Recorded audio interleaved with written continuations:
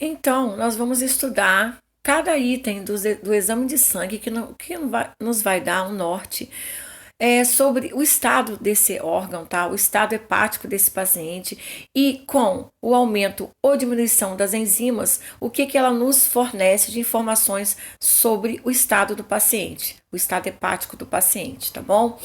Então, nós vamos começar aqui, ó, com AST, né, ou TGO. O TGO ele serve para verificar danos ao fígado.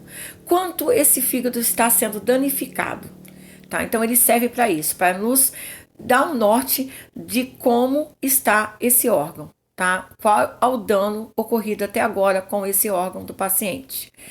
O ALT ou TGP, ele nos ajuda, no caso, a identificar lesões e doenças do fígado, devido à presença elevada da enzima alamina aminotransferase. Então, essa enzima alamina aminotransferase, quando ela está elevada, nos mostra que existem lesões nesse órgão, tá? Doenças do fígado. Ok, gente? Então, assim, para vocês verem, cada enzima nos dá um norte, ok? O TGO nos mostra danos ao fígado, o TGP, ele nos ajuda a identificar lesões, tá? Presença de lesões nesse órgão.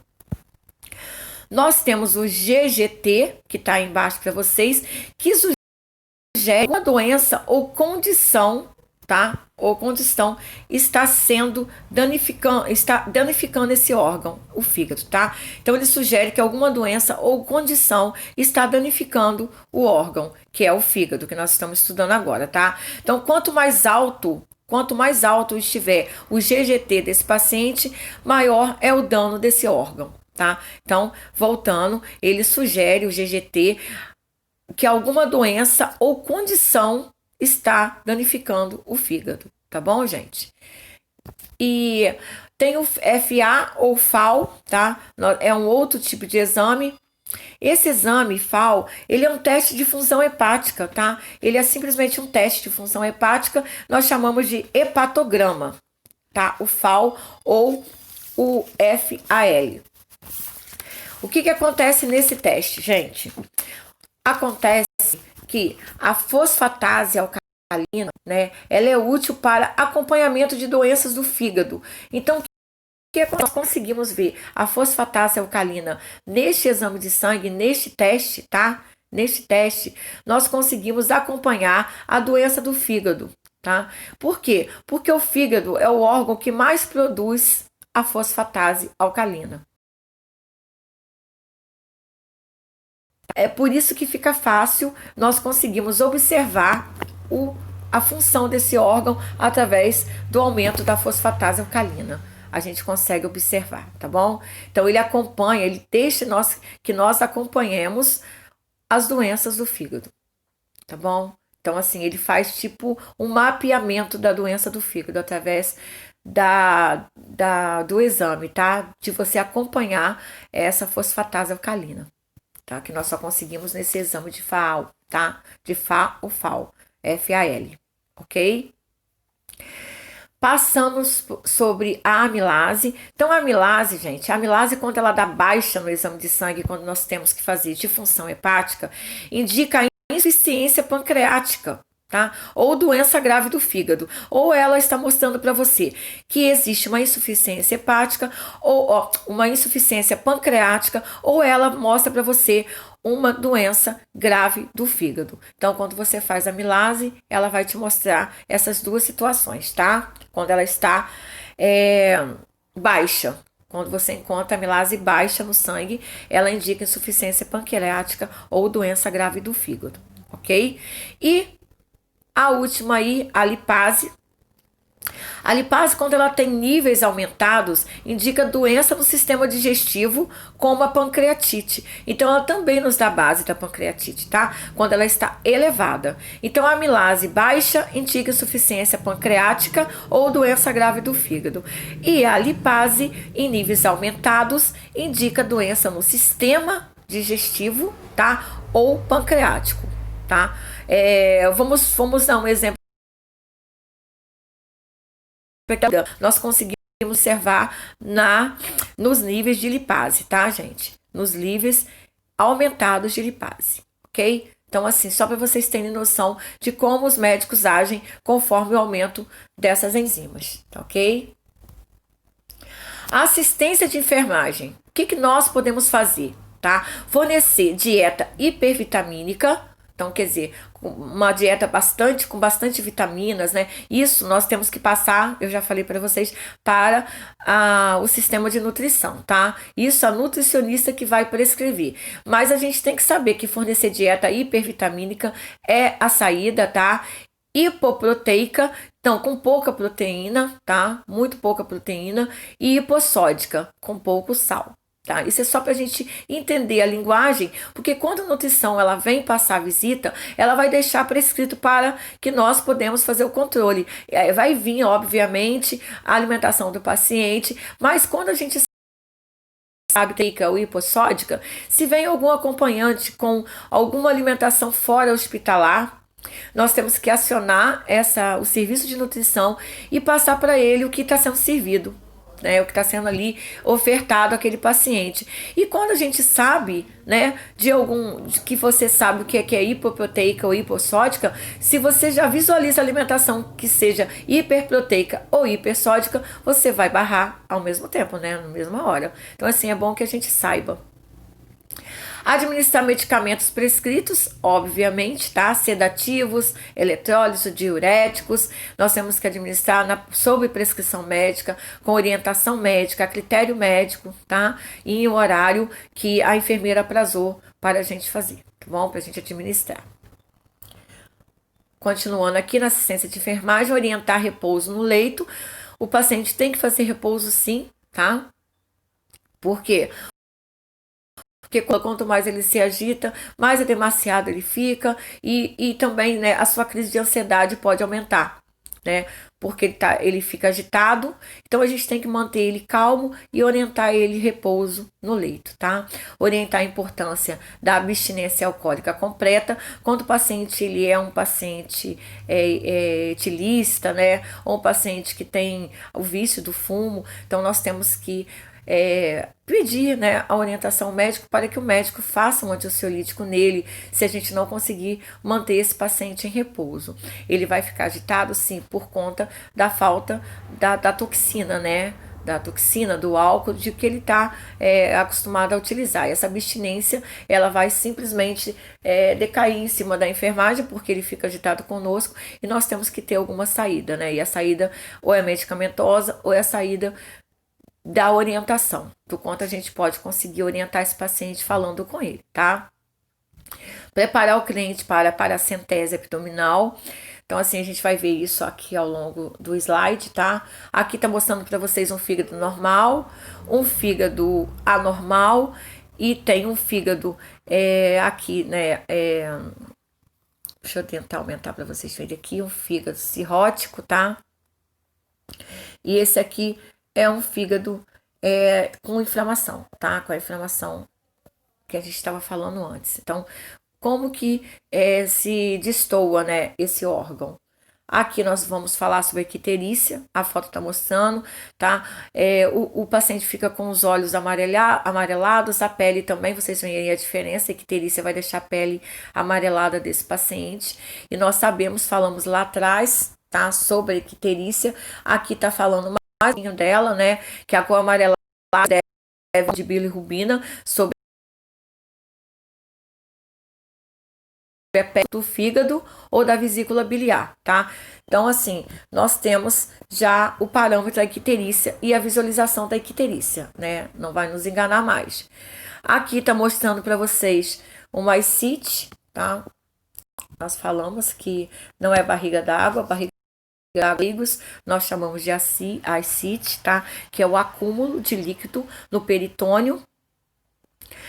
Se acumula bastante líquido e, com certezamente, a maioria dos pacientes, apesar de você fazer diuréticos para eliminação desse líquido, nós temos que, o médico, né, obviamente, vai realizar a paracentese, tá? Então, a gente vai ver mais para frente a paracentese. uma vez, tá?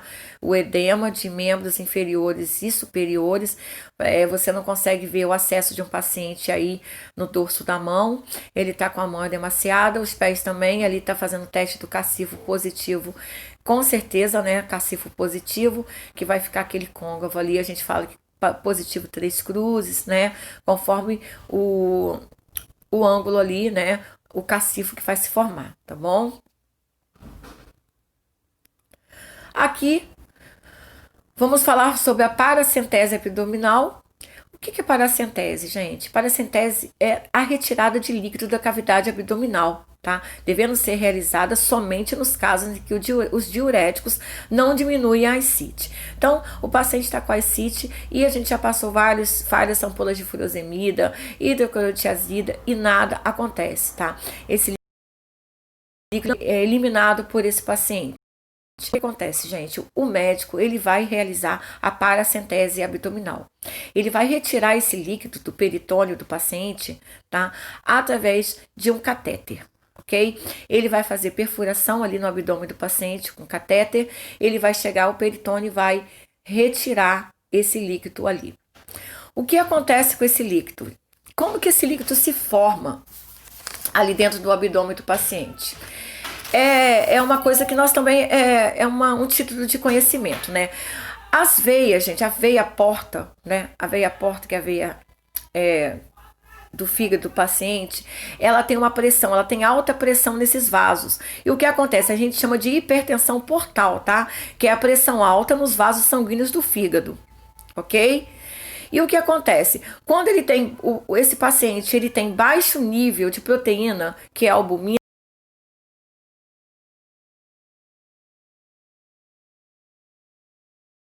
no sangue através dessa veia, tá? Dessa pressão no vaso portal. Então, vai ter o extravasamento desse líquido. E esse líquido é o líquido que nós retiramos, né? Que os médicos retiram, que causa a ascite do paciente, tá bom? Então, por isso que quando o paciente está com baixo nível de proteína, que é a albumina, nós fazemos a administração de furosemida, que é o Lasix, que é um diurético potente, e depois de passar a albumina. Então, nós temos que passar a albumina no paciente, que é a proteína, né? Que é a albumina para dar viscosidade no sangue. E logo após, a gente vai injetar uma ampola de furosemida para ele retirar o líquido, tá? Só a feitura da paracentese, desculpa, quando esse paciente não consegue eliminar totalmente esse líquido. Ok, gente? Qualquer dúvida, vocês entram no privado e a gente estuda junto.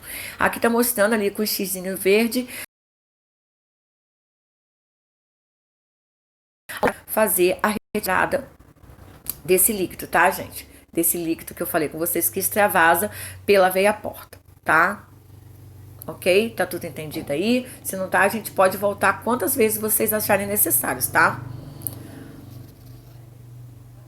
Aqui, ó, é o líquido retirado através da paracentese, tá? Vai retirar quantidade de líquido. Esse líquido, com certeza, ele vai fabricar, né, mais líquidos se você não tá nos diuréticos e na administração da albumina, dessa proteína, ok? Passando para a colecistite, que é uma inflamação da vesícula biliar. Quando a vesícula biliar inflama, quais são as causas? A litíase biliar, que nós chamamos de pedra na vesícula, né? Então, não existe mais pedra na vesícula, a gente faz chamar de litíase. Obstrução nas caridíase, então pode ter obstrução ali por conta de algum verme. E cirrose hepática. As caridíase, lembra das caridíase lumbrigoides, gente? Tá? Só para vocês terem noção do que a gente está falando aqui, tá? Dos vermes. Então, obstrução por conta disso. O problema é piorado por fatores de ordem alimentar, como ingestão de ovos, gorduras, óleos, chocolates, estresse físico e emocional. Isso tudo pode agravar a colecistite, tá? As manifestações clínicas: epigastralgia, eructação, que nós já falamos do arroto, né? Flatulência, que você já sabe que é, anorexia, náuseas ou vômitos, e pode ocasionar a peritonite, que é a inflamação no peritônio, tá? E diagnóstico, a ultrassonografia abdominal e a TC, tá, gente? A tomografia abdominal. Então, ver essa inflamação biliar e ver se tem alguma litíase biliar. Aqui mostra para vocês, ó, a tomografia, tá? O médico vai observar, então você consegue aí na numeração, quando eu mandar esse slide para vocês, a numeração de cada órgão e como eles conseguem observar esse órgão em cortes transversais, tá? Aqui também no ATC ele consegue observar, então na ultrassonografia, então tudo isso vai mostrar para o médico e vai direcionar ele ao tratamento. Ali ele vai ver cálculos ou obstruções, tá?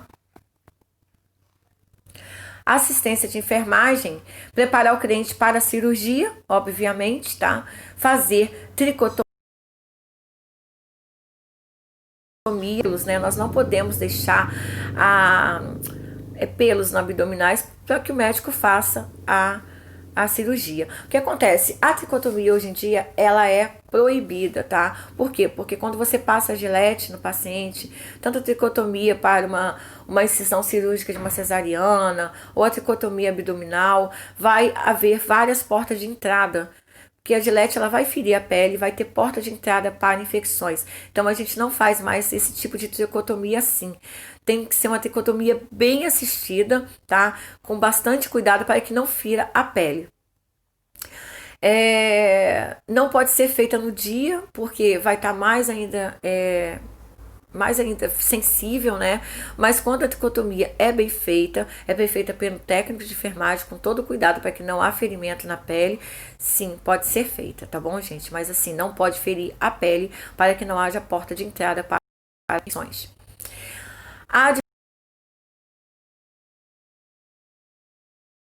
Todos os seus cuidados. A sifonagem vocês também sabem o que é. Nós já falamos ali atrás sobre ela, tá?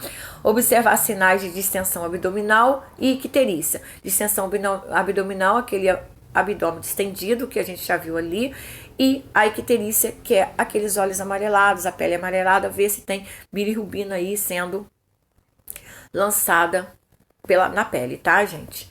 Administrar a dieta física após liberar de 8 a 12 horas, tá? Vai a critério médico e essa dieta hipoglicítica é uma dieta bem sem gorduras, tá? Baixa tensão de gorduras e assim, para quê? Então, os glicídios são carboidratos e açúcares. Então, eles tiram um pouco de carboidrato, a gordura a gente já vai diminuir, mas hipoglicídica você tira açúcares e carboidratos. Sabe também que tem que tirar gorduras por conta, né? Colocar um frasco coletor no ósseo da drenagem, trocando o curativo conforme rotina e anotar o aspecto do líquido drenado. O ósseo é o que, gente? É aquela perfuração que o médico faz para realizar a cirurgia. Que hoje a cirurgia é feita assim através de videolaparoscopia, então assim é fácil, né, hoje em dia se utilizar esse método de cirurgia. E aquele ósseo que fica pela aparelhagem que o médico coloca naquela sondinha para fazer a cirurgia, nós temos que ter o cuidado ali do curativo, tá, com álcool a 70, e também a drenagem desse líquido que vai ali ficar drenando naquele ósseo. Nós temos que trocar o curativo e ver qual é o líquido que está saindo, a quantidade desse líquido e também a coloração, tá? O aspecto do líquido, em coloração, em cheiro, tá? No odor de tudo. A gente vai pesquisar o odor e aspecto desse líquido que está drenando. E a quantidade. Aqui tá mostrando a sifonagem, olha lá, que vai ter um dreno nesse ósseo. Aqui, ó, tem um dreno nesse ósseo que vai tá levando até aquele coletor, né? Aí você vai observar o coletor transparente, vai observar a quantidade que está drenando, a cor, o odor, tá? Tudo isso a gente percebe na hora que nós vamos realizar o curativo. Continuando sobre parte do trato gastrointestinal, a gastrostomia, que consiste na abertura cirúrgica do estômago pela parede abdominal com a finalidade de alimentar e hidratar o cliente. Então, tem pacientes, gente, que vão ter que ser alimentados através da gastrostomia, tá? Pode ser temporária ou definitiva. Isso conforme o problema do paciente, o agravo desse paciente, tá? O orifício realizado denomina-se ostomia, tá? Ou estoma. Gastrostomia, tá bom? Então, assim, nós fomos fazer, o médico vai alimentar esse paciente. O que acontece? Quando o paciente tem algum problema de deglutição, câncer, tá? Em boca, como que se diz? A câncer na boca, né? Ele não consegue deglutir a alimentação, ele tem algum tumor na passagem do alimento, então vai ser necessário fazer a gastrostomia, tá? E ela pode ser revertida, como não. Isso vai do agravo do paciente, tá? Só para frisar bem para vocês. Agora a gente vai dar uma paradinha aqui para começar a falar sobre a GTT, tá bom? A gente já volta.